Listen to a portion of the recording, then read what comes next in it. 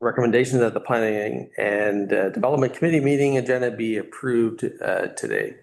Can I get a John, Gord, all in favor? Okay. So adoption of the minutes, recommendation of the minutes of the Planning and Development Committee on November 19th be adopted. John, Gord, all in favor? Okay, perfect. There we go. New business. Well, we are happy to have a new planning and development member, Todd Kylo. Thank you very much for stepping up and serving your community, and you're filling some pretty big shoes after Deb. Absolutely. Deb has decided after many years of service to go off and pursue one of her other hundreds of things that she does in this community. And we're very appreciative of her commitment and dedication to the town. And we're equally impressed that you've stepped up and are using time out of your busy day to give back to the community and lend your expertise to planning and development. So welcome very much. Thank you. Appreciate the opportunity. Okay, with that, moving on to Nicole. We have 209 Shuswap Avenue. Take it away, Nicole. Awesome. June is just loading up. Yeah, there we go. Thank you. So through the chair. So the application that we're looking at today is for 1209 Shuswap Avenue. It's east of the Legion, in behind the distillery. There's a map there. So in front of us, we have a subdivision application. So that doesn't typically go to the Planning and Development Committee, but a rezoning is required. So the proposed subdivision lots are shown in red there. So the plan is to break off the existing residential dwelling. The owner is on the line, but the owner let us know that they have long-term residents who are working in and around town there, and they want to keep it that way. And then break off the back lot that's not being fully used, and propose a multi-family dwelling unit. Well, 3. Well, we'll talk about it. Scroll down a bit there, June. So both are, well, it's all one property, but it's zoned C1 right now. So it's in that commercial town center core. And the proposal would be to rezone the residential lot from C1 to R1 for that existing home.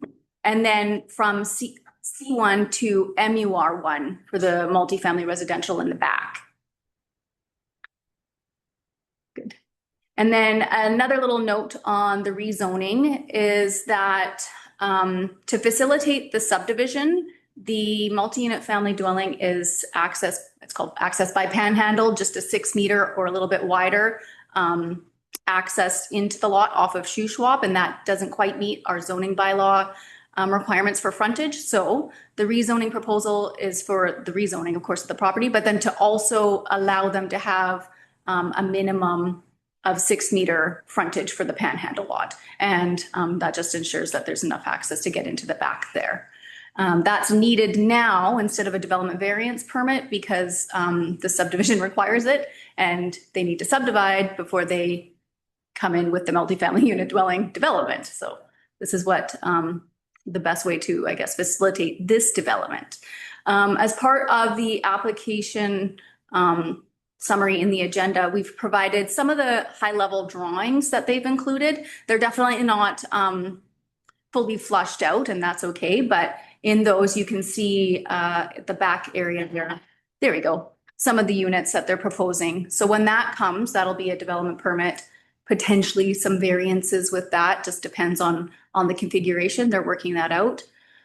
That'll give you an idea of what they're thinking of back there. But today, what we have is the rezoning application to allow them to even be able to continue down this path.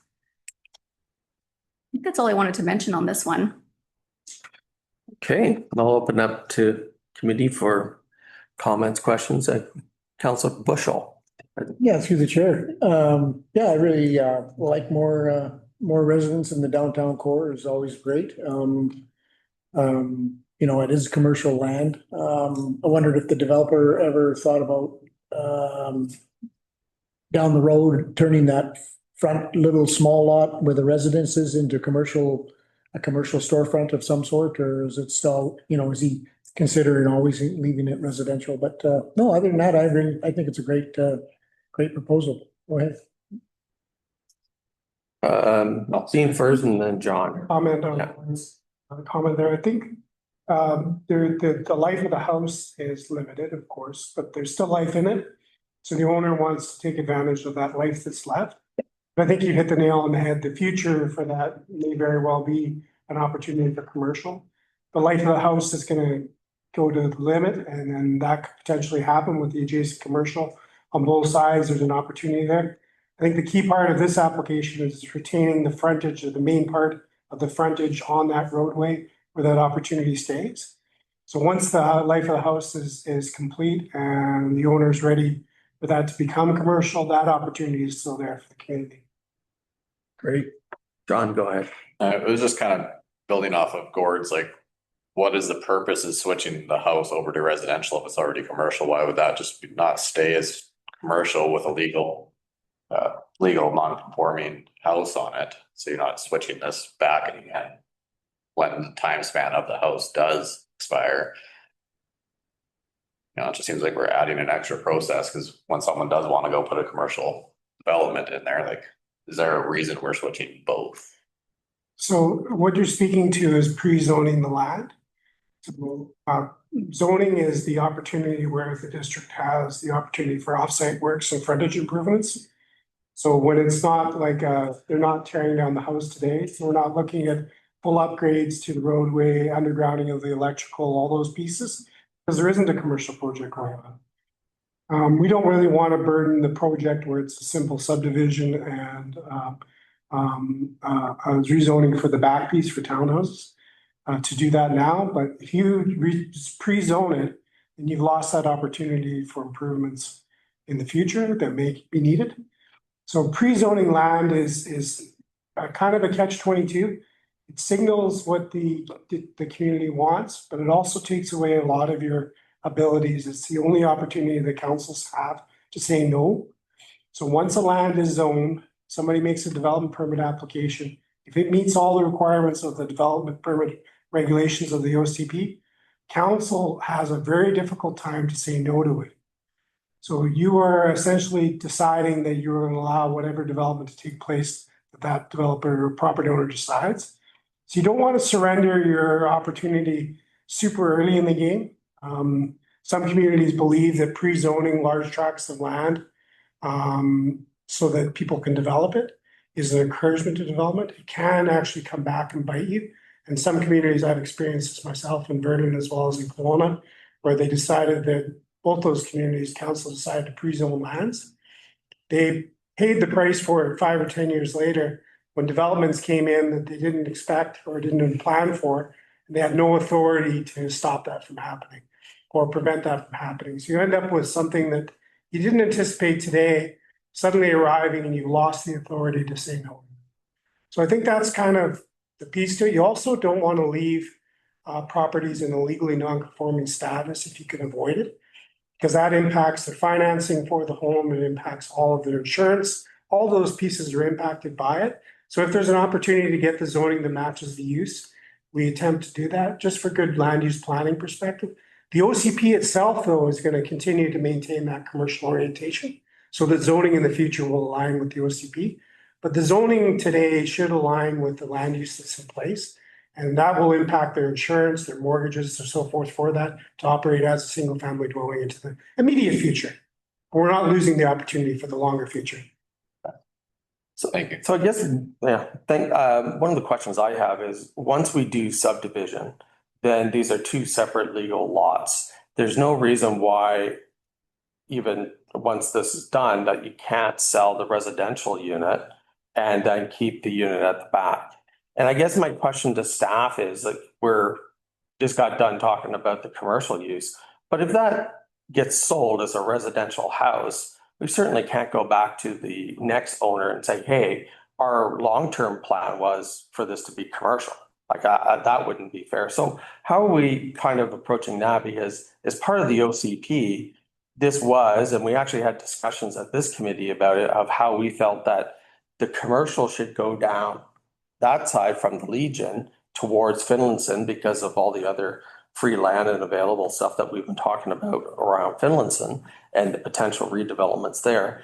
But then across the streets where Linda's gifts are, that we wanted that to transform more into residential. So this seems to be, to me, a little bit going in the opposite direction of what we've talked about previously, which is fine. But I want to make sure we're clear-eyed about this, that if we subdivide this, these are two separate lots. They could become two separately owned entities easily. And then we do this, you know, it's not just saying to the person, hey, we actually want this to be commercial. So it doesn't have to stay as one single owner once the subdivision is done. Yeah, go ahead, Dean. So I think that you're exactly correct, and you want to signal that to a potential purchaser. That's why it's really important that the OCP designation stays the same. So the OCP is signaling the community's plans for the future. So that OCP designation would not change with the rezoning. So although the zoning may be single family residential for the purpose of the home today, the OCP is going to signal other zonings for the future. Any potential purchaser will be able to review that OCP designation. That's part of their purchasing format. They'll review the zoning, they'll review the OCP. The lenders will do that as well. So they're going to know the zoning today is correct for what they have on there, which is going to help them with their mortgage as well as with their insurance. But they also are going to know that in the future, that's the community signaling this is going to be a commercial corridor. We've got the new OCP that's coming through. It'll continue to carry that through. That is the long-term community plan. The zoning bylaw is the lower level plan in our structure. It's the one that talks about land use today. The OCP is what talks about land use for 25 years. So the OCP is going to give that information that you're talking about, and that won't change. A property owner will be aware of that when they purchase the home. The OCP designation has it for commercial in the future, but the zoning allows for them to get their mortgage and their insurance today. Well, maybe just a follow-up to that. So are they having a hard time getting mortgage insurance? Because that property's been owned for some period of time, unless it's changed hands again. No, but when you have commercial zoning, Yeah. it does become Oh, of course. to get insurance. So not the insurance. It's not when you have insurance already. It's just a renewal. Like that's not, because nothing's changing for them. That wouldn't be the issue. It's if you're a new purchaser, now you're getting a new mortgage, you're getting a new insurance policy for that property as a new buyer, you will have difficulties or more challenges or more costs if the property is actually not zoned for the house use. So if it's commercially zoned, you're going to have a different rate. The example I use in Kelowna, there's a road called Pacific, which is by the Capri Mall. Council came in and rezoned that entire block as apartment housing, high density, because it's next to a commercial center. It's all single family dwellings. Those property values went up 300-400%. Literally in 2 years, taxation went from $3,400 a year to about $34,000 within 2 years. So there was significant cost to them. And people could not get mortgages for their single family dwellings. They couldn't get insurance for them because of the commercial zoning or the multifamily zoning that had been applied to them. And we ended up with almost a fire sale of property owners in that neighborhood in Kelowna in 2023, 2024, as these people, and most of them were seniors, were essentially pushed out of the neighborhood overnight from homes they'd owned for 30 years just because of the zoning. So just a word of caution on that. I don't think that's the case here. Sorry, that's a very dramatic case. That's not the case here. But there is an impact to it that we just need to be aware of. So if I could just play devil's advocate to take that to the next step here. We have several houses that fall into this category that we're talking about in that area, right? That are zoned commercial. So is this something we should be doing for those other houses as well? Because they're actual houses. They're not commercial operating entities, but we have them zoned as commercial along that way. And so if we're going to align the actual property use to the zoning, shouldn't we be rezoning those as well? It's, as I noted, it's kind of a catch-22. It's if they're changing, you want the zoning to align. So this is an opportunity to have it align. We have something happening. to go in and rezone somebody's property without a reason for it can be impactful to that particular property owner. If somebody's having an issue with their insurance and their mortgage, we're gonna hear about it. So if one of these property owners were to come to us, as you noted, and say, listen, I'm having difficulty getting insurance. I'd like my property to be rezoned back to its actual use, it'd be R1. We would look at that application and proceed with that. But we got to be aware that people have also gotten mortgages based on the value of their land. So you may be removing a valuation of property value that they're relying on. So just simply going in and rezoning can have an opposite impact on them. The value of the land is maybe what they're relying on for their financing. So commercial valuation for the land is higher than residential. So you know, if it's existing, I wouldn't tinker with it unless they're coming to you with an issue.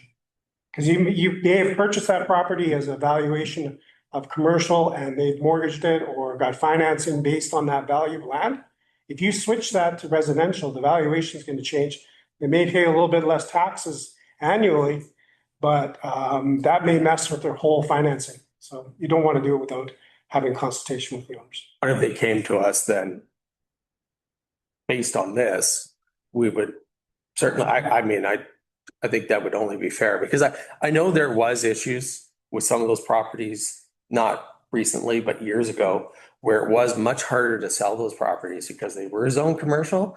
I think at the time, our response kind of was, well, that's what we want them to be, right? So I guess that's just something for those other property owners to consider. If we go through with this, then that's also available to them because I do think some might take us up on that. And certainly I would encourage anybody to come and meet us and talk to us about it. What you also find is people will think that's going to somehow reduce the amount of taxes they pay. But taxes is based on your actual land use. Right. So it doesn't actually do that. But where it does impact people is your valuation. So when you get your assessment data, your land value will go from being commercially valuation to residential valuation. So if you do that based on zoning, it can reduce the valuation of your property in BC assessment, which can impact the amount of taxes you pay. But there are people that have based their financing on that. So suddenly if your assets that are being incorporated into your loans have reduced value overnight, that's not good for some people. So it depends on the situation. I just wouldn't want the district to pursue a blanket program thinking that everybody's in the same boat and just rezone everybody according to their use without, I would feel that the district would be better to wait until owners come to us with issues. I'd be really surprised these property owners, the zoning bylaw is not that new. I would be surprised these property owners haven't come to us already if this is an issue today. Maybe we'll hear from some after this happens, which is great. But people may have set up their finances in a way that this could adversely impact them. So. Yeah, go ahead, Gordon. Yes, through the chair. Lot 1221, which is the far one on Finlayson and Shuswap. That one's been for sale for a while, and I think it might have just recently sold. Is that is that commercial or is that residential? I can't remember. That far one right in the corner of Finlayson and Shuswap. 401? Yeah, that one there. Yeah. Do we know is that? Oh, the one on the corner, you mean? Yeah. Yeah. Because then there would only be, there'd only be these two lots that are actually residential, two lots left on the street. And I was just kind of thinking of the future. The sidewalk kind of comes down Finlayson and it goes around the corner and I know years ago we talked about doing some hydro work on the corner where After Dark Distillery is. Just wondered where we were at with the sidewalk on that. Oh, okay. So Daryl and I went out and reviewed this when this application came forward about how we would work our infrastructure. In the long run, we want to underground hydro for that block. Right now, to do that and to expand the roadway to the full profile is impactful to the existing businesses. So we would take cash in lieu for the works on frontage improvements and portions of dedication we need. I think we need about 2 meters to build the full profile. Daryl's identified that we need to upgrade that water main in the future. So likely when we do the Finlayson water main, we'll do the water main that goes down Shuswap as well. When we do that, that's the opportunity to do the sidewalk and the upgrades of the roadworks. So we would collect cash in lieu. The remainder of it would be a DCC project. And we will do that when we do the waterworks, similar to what we did on Riverside. So we'll do all those works. At that point is where we look at undergrounding the hydro for that block. And that's the opportunity to do that. It's very difficult to do it in a piecemeal because we would just do this little strip. It becomes actually more expensive for the corporations. We're better to pull the cash now, retain that money, and when we do the actual large scale capital project, we'll do it all at once. Just to follow along with my previous logic here, I have no problem with doing the subdivision. I just think it should be recognized that there are several properties around that area that would could or potentially fall into the same thing where you would have owners on some of these lots come and ask for roughly the same thing. Like I said, no problem with it as long as we understand that there's several properties that fall kind of in this bucket. I think this plan does make sense. I think this plan would probably make sense on a few other lots around there too, because there is existing homes. But ultimately, council through OCP does want this to be commercial. Now, I understand that it's not at this point, which is totally fine. But as we go forward with some of the planning in OCP, we just need to keep that in mind that this could easily be proposed on other lots. And that actually might be the right way. But that's just something I think council needs to fully consider. Sometimes we have kind of one-offs that come here and there's nothing wrong with the application, but there is some other larger implications to it or potential implications to it. And that's all I'm highlighting here. I support the application, but we have to be, I think, cognizant of this is a change. This is certainly a change, not necessarily a bad change, but it is something that we're moving away from on previous discussions. So, no, does anybody else have anything to kind of add to this? Yeah, go ahead. So if we rezone the house that's there now to residential and like Ian stated it could sell, could that new owner get a demo permit and rebuild a house there? Correct. So once we turn it residential, it's hardly ever going to come back to commercial. Right. And that's exactly the point I'm making, because this could be the intended approach for the current owner. The current owner, we cannot prevent him from either selling the R1 or even the MUR1. Yeah. Right. He could sell the back lot as well, totally within his rights. And thank God it is, because I don't want government to control people's private land. But on a planning basis, we just need to be aware that those are potential scenarios. And then the other potential scenarios are the other ones get rezoned or subdivided. And some of those lots that we are talking about that are commercial could easily be subdivided into two. So there are several kind of properties in this pool or in this potential thing. And that's all I'm trying to point out. I'm not saying it's bad or anything. It's just potential that we want to at least consider, I would say. Yeah, go ahead, Dean. So the insurance industry went through a bit of a shift about 8 years ago. And if your zoning doesn't allow for you to rebuild a single family dwelling, it's very difficult to get single family dwelling insurance. So you have to pay a much higher premium, sometimes triple what you would pay for a regular single family dwelling if you can't rebuild on the property. So that's the caveat to it. So communities have gotten around that by either adding single family dwelling to their commercial zones so that people can rebuild their house if they have to, with caveats to that. And that's kind of one way communities have done that. We haven't done that here. It does have its pitfalls, because then someone can buy a commercial property and build a single family home and you can't do anything about it. So that's a kind of a reverse to it. So it's again why pre-zoning lands is kind of a bad practice in some ways, is if you pre-zone lands and you impact the single family owners, sometimes you end up having to sacrifice components of your zoning to ensure that people can still insure and live in their single family dwellings. Whole industrial neighborhood that I worked with in Kelowna, they did that, where they rezoned all of these lands that have been old non-ALR farms. And so the single family dwellings became industrial, light industrial zoning. And so these property owners came back to council screaming. So then they had to sacrifice the zone by incorporating a bunch of single family uses in it. Well, now 20 years later, all the farms have just carried on. So there's kind of a catch-22 with it. So you're absolutely right, Todd. You are signaling that somebody could, if the house burns down, just build a brand new house there. And that would probably establish it for 30 years as that's land use. And that's the risk we're kind of taking by not doing that. But you're also taking the risk that somebody buys it knowing that they can't rebuild the home, knowing that they can't do anything with it, and insurance is very expensive, and they're not going to take care of it in a way, and it becomes derelict to a point where they just don't invest any money because it's got no value to them. So that's kind of the catch-22. You want people to still have pride in their property, but you don't want them to be there forever. So how do you balance that? And that's kind of the political side of things.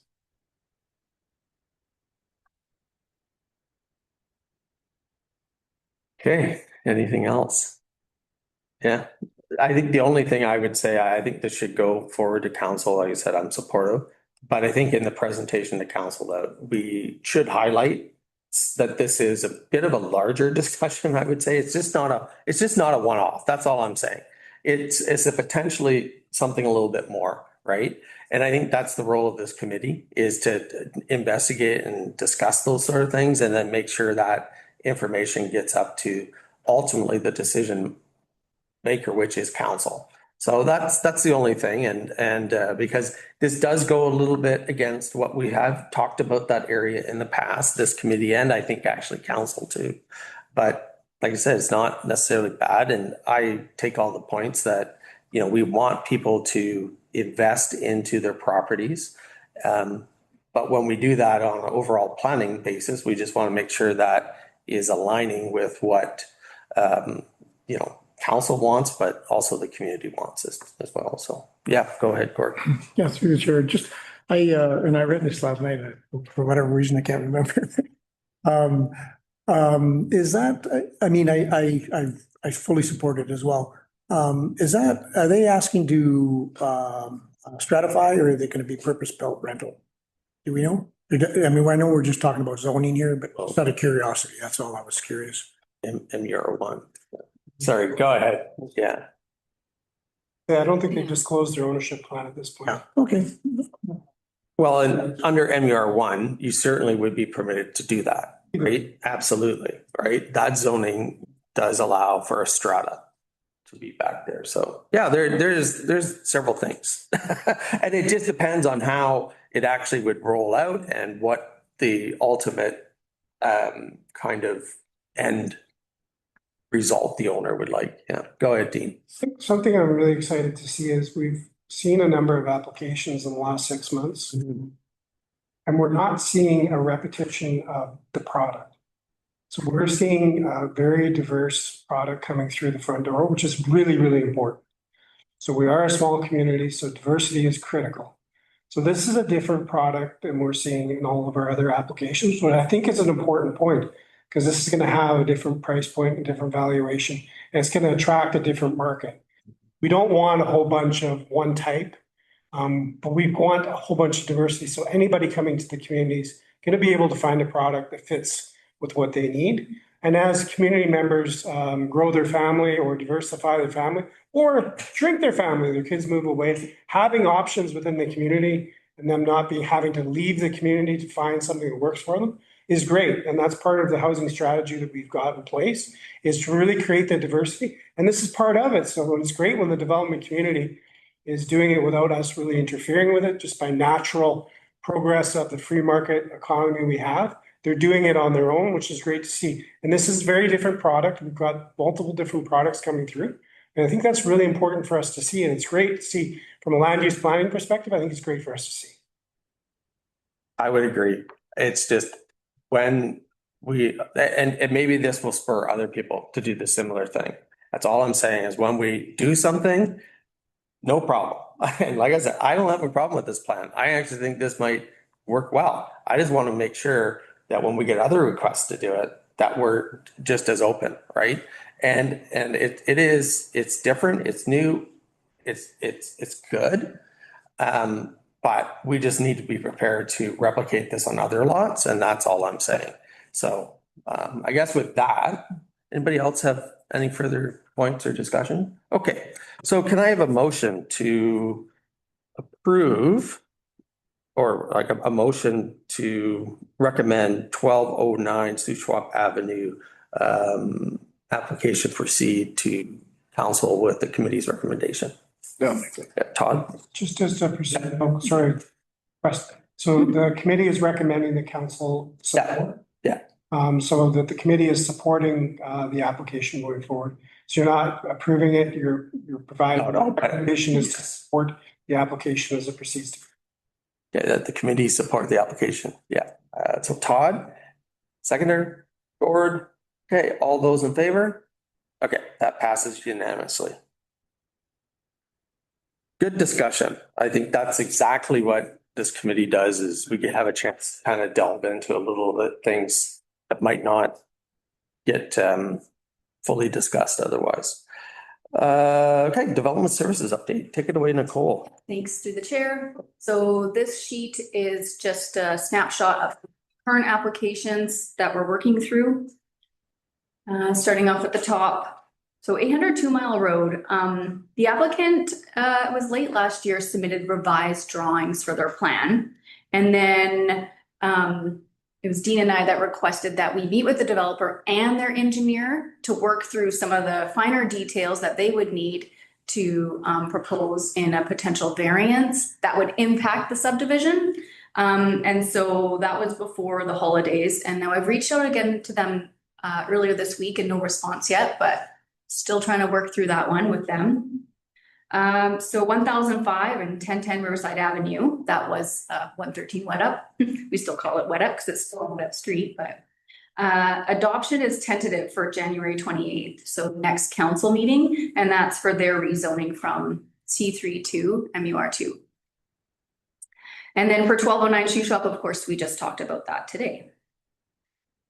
And then in the development permit world, we have, 717 Capel. So this update is actually not up to date because this week we got a revised drawing set and I believe Jim reviewed it. We've talked with the developer and I think we're going to prepare it to come back to the PDC in February. So they've jigged around their plan after we had the discussion last year and they have something new for us to take a look at. Okay. I won't talk again about 1005, 1010, but that's their development permit. Maybe what I will mention is that because the rezoning is proposed to go to adoption at the next council meeting, we also have prepared the development permit and their development variance permit. The developer let us know that they are almost done wrapping up their civil and they have near completed their building drawings, which is super encouraging for us to know that they are they want to get this one in the ground as fast as possible. So we will be presenting the development permit and development variance permit at the next council meeting, along with the adoption of the zoning. 425 Main Street, that's just a recap. They applied late last year and we've approved that amendment for them. Obviously that one's really ongoing too from Main Street. 1209 Shuswap. So yes, they will need a development permit after the zoning and the subdivision. Same with Capel.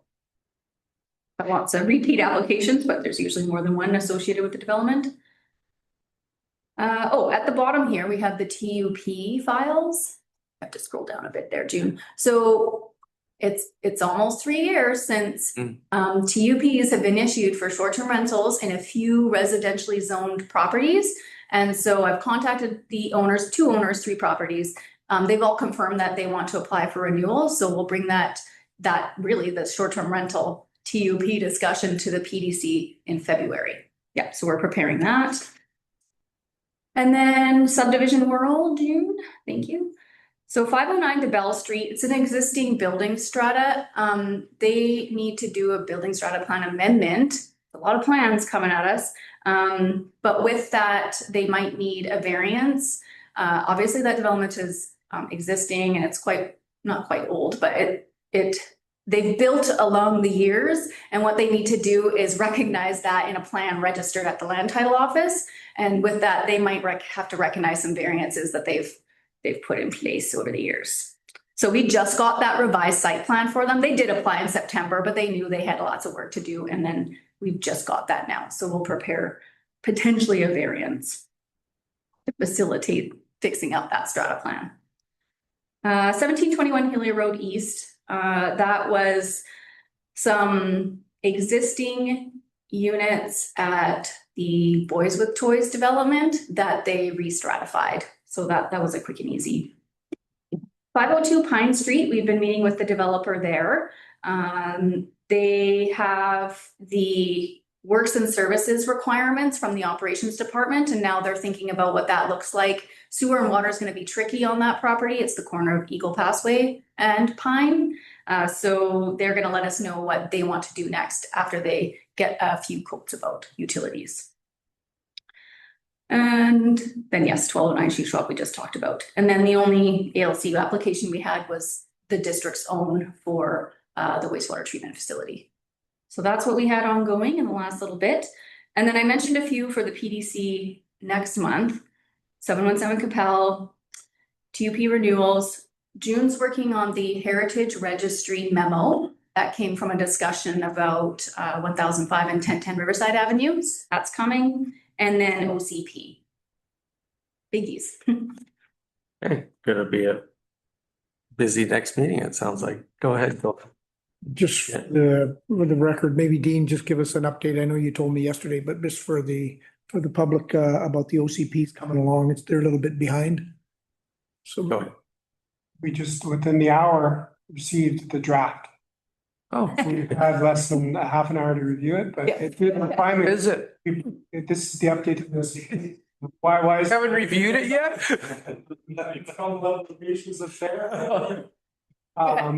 It will be to the next PDC. We're gonna do it. Just arrived this morning. I had the same question when we came back after the break. We had like, so it's consulting. They're doing multiple OCPs for small communities. So we were important, more important to ourselves than we were necessarily to a big company out of Kelowna. But they did respond. We did receive the draft this morning.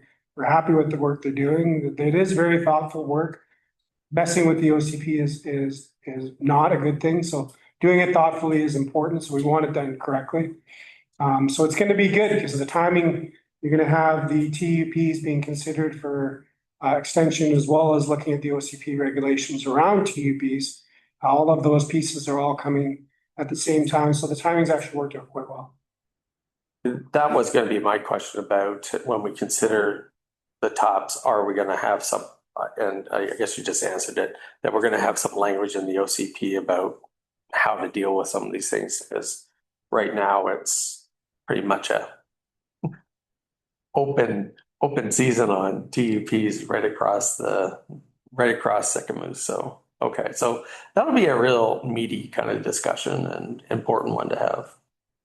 It'll be a busier PDC. Yeah. Got a light one for Todd to start up. That's right. Get into the meat of it for the next one. Would we be able to get that draft sooner than possible? Or We will try and get it as soon as we have a draft ready. If we have it ready for you guys to review before the agenda comes out, we'll definitely get it to you. Yeah, that would It's a big document. yes. Yeah, I was actually gonna say if, before the committee has that discussion, if we could get it at least out a week ahead, At least because that would be, that would be helpful, I think, as for long everyone. as we can get you, we'll get you. Yeah, perfect, yeah. Even if we have to potentially add a special meeting and give you an extra week and do either postpone PDC or have a special meeting of PDC just about the OCP, we can certainly do that as well. It's a big enough project, a big enough type of document to have a special meeting would be fine. And we would avoid that if we can by getting it to you in advance, but if we can't get it to you other than the regular schedule, then we'll talk about potentially doing a special meeting. Yeah, and I think it'd also be useful when we have that OCP discussion is to also invite other councillors that maybe want to be a part of it. I mean, this committee is open to every member of council, but if people really want to have a chance to dive into it a little bit more, this is probably a easier format to do it than to really do it at council. I think we should just highlight it to other council members as well. Yeah, go ahead, Dean. So we will do a committee of the whole Right. workshop with council on the OCP once it gets there. So this is just the preliminary piece when it goes to PDC. So yes, any counselor is welcome to attend PDC, and the more time they spend with it and the more advanced time they spend with it, the better. But we will have like a COW meeting to actually not put it before them for resolution, but to review it, go over it, explain what it is, what we've done with it, what the consultants have done with it, and have the opportunity to have a discussion at a COW meeting before we actually bring the bylaw forward. Any other discussions on or questions about any of the applications? I know a lot of it's familiar to most of you, but. All right, okay. Then we're going on to the public input period. No one's in the gallery, so is there anybody online? Like Deb. Oh, yes, Deb, go ahead. Online. How good are you? Just kidding. Now that I'm not at the table, I want to tell you what I really think. We didn't see you there, Deb. You have to unmute yourself though. Can you There hear you me? go. Yes, please Okay. go ahead. Yeah, no, thank you. Hey, great to hear that the OCP is moving forward. That was going to be my first question. But my second question was just with regards to the healing center. Since landscaping is a key part of downtown revitalization, I haven't heard any updates on the landscaping plans for the healing center, and I'm just wondering where that's at. Yeah, go ahead, Dean. So we have the public input, the public consultations completed. We're working on some draft plans that we'll be bringing to council, likely not until the end of February, beginning of March, with works to begin in April, May.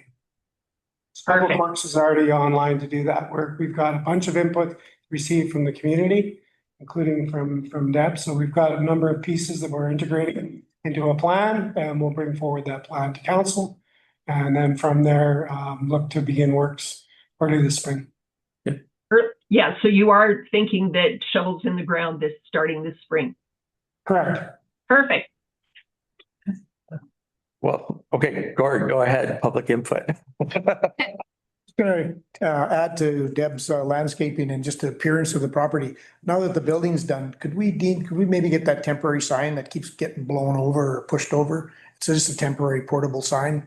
It was there for construction, and now that the building's up and it has a sign and everything, could we get that portable sign taken away? It's kind of keeps getting pushed over, and it just looks. The only reason that sign is still there is our contract obligation with the funder. So we have to keep the sign while the funding project is continuing. We're almost completed with that. As soon as the funding has completed their sign off, we will remove the sign. But it's actually a part of our requirement to have the sign in place. There used to be 2 signs out there. So I went and researched that last year to find out which one we had to keep because the other one was in terrible shape. Seemed out of date. So we were allowed to get rid of the other one. That one we have to keep. It's part of our obligation under the funding. It's got relocated from where it originally was seated to that park space. But certainly we want to get that sign out of there when we do the works. So we're in the process now of finalizing our grant money and the final pieces with that, with the grantor. So once we've completed that, the sign will go. So it's not there for no reason at this point. Okay, so just seeing anybody else online? Is there anyone else tuned in the gallery? Because Deb might still be a panelist or set up as. Okay. Try to make sure we're not missing the gallery.